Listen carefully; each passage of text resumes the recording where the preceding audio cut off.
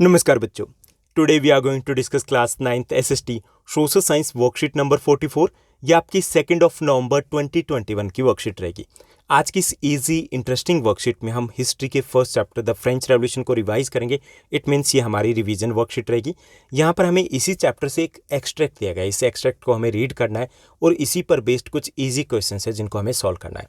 आपका जो टर्म 1 का एग्जाम होगा, जो आपका नवंबर 20 के बाद एक्सपेक्टेड है कि आपकी डेट शीट जल्दी आपको मिल जाएगी, तो उस टर्म 1 के एग्जाम में आपके 2 क्वेश्चंस एक्सट्रैक्ट बेस्ड रहेंगे, यानी कि 2 आपको एक्सट्रैक्ट दिया जाएंगे सोशल साइंस में। उसमें से एक एक्सट्रैक्ट कंफर्म रहेगा आपके हिस्ट्री में से और सेकंड एक्सट्रैक्ट है वो आपका ज्योग्राफी या फिर इकोनॉमिक्स में से रह सकता है। तो चलिए सबसे पहले इस एक्सट्रैक्ट को हम रीड करेंगे और उस पर बेस्ड जो ईजी क्वेश्चन है जिनको हमें सॉल्व करना है। तो यहाँ पे बात की जा रही है किसकी? फ्रेंच रेवोल्यूशन के बाद की बात की जा रही है, स्लेवरी की बात की जा रही है। Throughout the 18th century there was little criticism of slavery in the France. कि स्लेवरी क्या था? स्लेवरी मतलब लोगों को गुलाम बना लेना, लोगों को दास बना लेना। ओके, अब इसकी शुरुआत कब होती है? शुरुआत होती है आफ्टर द इंडस्ट्रियल रेवोल्यूशन और स्पेशली जब जैसे यूरोपियन कंट्रीज थे उन्होंने दूसरे देशों को कॉलोनी बनाना शुरू कर दिया। अब ये कॉलोनी क्या होती है? जैसे इंडिया था, India was the colony of the Britain, हम ब्रिटेन की कॉलोनी थे। ऐसे ही फ्रांस के अंडर में भी साउथ अफ्रीकन कंट्रीज़ थे, या हम नॉर्थ अमेरिकन कंट्रीज़ की बात करें तो फ्रांस के अंडर में आते थे। अब यहाँ पे जब इन्होंने कॉलोनी बनाना शुरू कर दिया तो वहाँ पे उन्होंने रिसोर्सेज को यूटिलाइज़ करना शुरू कर दिया माइंस में काम करने के लिए। और वहाँ पर जो प्लांटेशन फार्मिंग थी, जैसे टी की, कॉफ़ी की, टोबैको की, तो उस खेती के लिए उन्हें चाहिए थे लेबर, वर्कर चाहिए थे। अब वर्कर थे जो यूरोप के थे, because the Europeans were wealthier, ठीक ठाक थे, तो they were not ready to do the work there, they were not ready to go there. वो जाने के लिए तैयार नहीं थे कि इतनी दूर क्यों जाए, वो रिस्क नहीं लेना चाहते थे। ओके, तब उसका सॉल्यूशन क्या किया गया कि अफ्रीका से जो ट्रेड्स स्लेव ट्रेड है उसको स्टार्ट किया गया। अफ्रीका से लोगों को गुलाम बनाया जाता था और उन स्लेव्स को ले जाया जाता था यूरोप, और यूरोप से सप्लाई होता था साउथ अमेरिका में और नॉर्थ अमेरिका में। यानी कि इसे बोलते हैं हम स्लेव ट्रेड का ट्राइंगल। एक ट्राइंगल बना था, Africa to Europe, Europe to America. Okay, तो ये जो स्लेव ट्रेड स्टार्ट होता है तो there was a little criticism of slavery in the France during the 18th century में। इतना ज़्यादा क्रिटिसिज्म नहीं होता क्योंकि इतना ज़्यादा फोकस नहीं होता और अभी इसकी शुरुआत होती है। आफ्टर द 1789 के बाद फ्रेंच रेवोल्यूशन की बात की करें तो उसके बाद इसको लेकर के लोग क्रिटिसाइज करने लगते हैं, क्योंकि उन्हें लगता है कि ये ह्यूमन इक्वालिटी के अगेंस्ट है, जो ह्यूमन के बेसिक राइट्स है उसके अगेंस्ट है। The national assembly held long debates about whether the rights of the men should be extended to all French subjects, including those in the colonies. उसके बाद जो नेशनल असेंबली होती है French revolution के बाद, जैसे हमारी पार्लियामेंट है वैसे ही वहाँ पे नेशनल असेंबली होती है, तो उसमें एक लॉन्ग डिबेट होती है, कई दिनों तक डिबेट चलती है कि क्या जो राइट टू मेंस है जो वहाँ पर फ्रांस में लोगों को दिए गए थे, क्या वो सभी लोगों को दिए जाए जो उनकी कॉलोनीज में। डिबेट चलती है, लेकिन उस वक्त कोई भी कंक्लूजन नहीं निकल पाता कि क्या ये दिए जाएं या फिर नहीं दिए जाएं। But it did not passed any laws. लेकिन यहाँ पर कोई भी लॉ पास नहीं हो पाता, fearing the opposition from the businessman whose income dependent on the slave trade. अब यहाँ पे कोई कानून क्यों नहीं पास हो पाता? इसका बड़ा कारण ये था कि जो बिजनेसमैन थे, जो स्लेव ट्रेड में इन्वॉल्व थे, उनकी इनकम इसी स्लेव ट्रेड के ऊपर डिपेंड थी और वो काफ़ी ज़्यादा इन्फ्लुएंसिव थे। जैसे कि उस वक्त तो शुरुआत में जो एक्टिव और पैसिव दो टाइप के सिटीजन थे ना। एक्टिव सिटीजन मतलब जो वेल्दी पीपल थे उन्हीं के पास ही राइट टू वोट था। अब जो वेल्दी पीपल थे उनमें से ज़्यादातर वहाँ पर नेशनल असेंबली थे, तो वो कैसे इस चीज़ को कह सकते थे कि हाँ इसको पास किया जाए। So but it audit not passed any laws. लेकिन जो नेशनल असेंबली वो कोई कानून पास नहीं करती, fearing opposition from the businessman whose income dependent on the slave trade, क्योंकि उन्हें डर था कि जो बिजनेसमैन है जिनकी इनकम स्लेव ट्रेड के ऊपर डिपेंड है वो इसका विरोध करेंगे। It was finally the convention which held in 1794 legislated to free all slaves in the French overseas positions.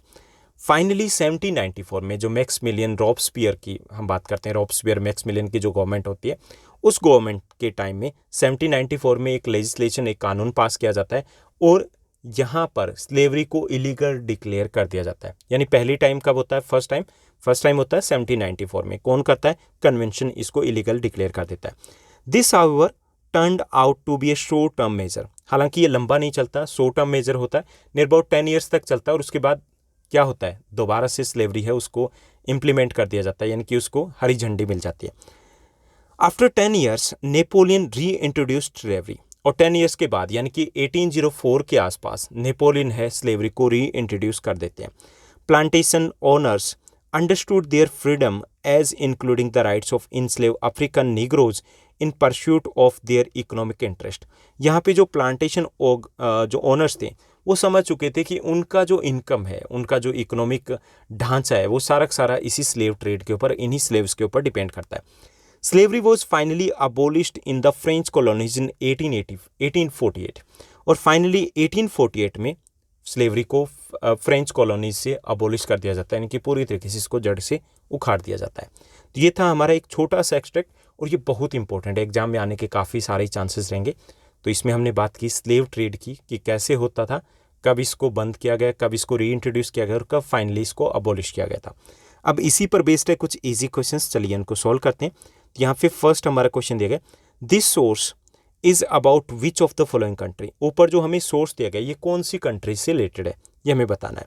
First option है जर्मनी, सेकंड है फ्रांस, थर्ड ऑप्शन है हमारा Belgium, fourth one is the Italy. तो इसमें correct answer आपका रहेगा B, ये France से रिलेटेड है। जैसे कि हमने बात की है क्लियरली कि फ्रेंच कॉलोनीज की बात की थी, ये फ्रांस से ही रिलेटेड है, फ्रेंच रेवोल्यूशन के बाद की सिचुएशन की हम बात करें तो बी आपका करेक्ट आंसर रहेगा। सेकंड आपका क्वेश्चन है, where were the long debates held about slavery. Slavery के बारे में लॉन्ग डिबेट्स कहाँ होती है। फर्स्ट ऑप्शन है at national assembly of France, France के नेशनल असेंबली में। Second at parliament of India, India के पार्लियामेंट में। थर्ड ऑप्शन है आपका at Duma of Russia, Russia के ड्यूमा में। ड्यूमा क्या है, वहाँ की पार्लियामेंट है रशिया के। फोर्थ है at parliament of England, England की पार्लियामेंट में। तो इसमें जो आपका करेक्ट आंसर रहेगा वो रहेगा A, at national assembly of France है, वहाँ पर लॉन्ग डिबेट्स होती है स्लेवरी के बारे में। उसके बाद थर्ड क्वेश्चन को देखिए। थर्ड आपका क्वेश्चन दिया गया, in which year the convention legislated to free all slaves in French overseas possessions, कि किस वर्ष की हमें बात बतानी है कि जब कन्वेंशन है स्लेवरी को इलीगल डिक्लेयर कर देता है फ्रेंच कॉलोनीज में, अबोलिश कर देता है, फर्स्ट टाइम में होता है ये। तो ऑप्शन दिए गए 1748 में ऐसा होता है, सेकंड है 1762 में, थर्ड ऑप्शन है 1791 में, फोर्थ ऑप्शन है 1794 में। तो इसमें करेक्ट आंसर आपका डी रहेगा, 1794 में कन्वेंशन है वो ऑल स्लेव्स को सभी कॉलोनीज से फ्री डिक्लेयर कर देते हैं। उसके बाद नेक्स्ट हमारा क्वेश्चन रहेगा fourth one, whose income dependent on the slave trade, किसकी इनकम स्लेव ट्रेड के ऊपर डिपेंड थी। फर्स्ट ऑप्शन है द क्वीन की इनकम, सेकंड है सिटीजन्स ऑफ फ्रांस, फ्रांस के सिटीजन्स की इनकम, थर्ड है बिजनेसमैन ऑफ फ्रांस, फ्रांस के बिजनेसमैन की इनकम, एंड फोर्थ है वीमेन ऑफ फ्रांस के जो वीमेन है उनकी इनकम। तो इसमें करेक्ट जो आपका ऑप्शन रहेगा वो सी रहेगा, बिजनेसमैन ऑफ फ्रांस। एक बार फिर से देख लीजिए आंसर्स। फर्स्ट जो आपका क्वेश्चन है उसका करेक्ट आंसर आपका रहेगा बी, फ्रांस से रिलेटेड है ये हमारा सोर्स। सेकंड जो क्वेश्चन है कि डिबेट्स कहाँ होती है, लॉन्ग डिबेट्स जो स्लेवरी के बारे में होती है, तो उसमें करेक्ट आंसर आपका ये रहेगा, नेशनल असेंबली ऑफ फ्रांस में होती है। थर्ड हमारा क्वेश्चन है कि कन्वेंशन कब स्लेव्स को इलीगल डिक्लेयर कर देता है, उसको अबोलिश कर देता है, तो है 1794, यानी कि डी करेक्ट आंसर हो जाएगा। और कहाँ के कौन जो थे जो स्लेव ट्रेड के ऊपर जिनकी इनकम डिपेंड करती थी, तो इसमें आपका करेक्ट आंसर सी रहेगा, बिजनेसमैन ऑफ फ्रांस। तो फर्स्ट में आपका बी रहेगा, सेकंड में ए रहेगा, थर्ड में डी रहेगा, और फोर्थ में आपका करेक्ट आंसर सी रहेगा। Now let's move to the next question. Next आपका फिफ्थ जो क्वेश्चन दिया गया, इन विच ईयर वो slavery finally abolished in France, in French colonies.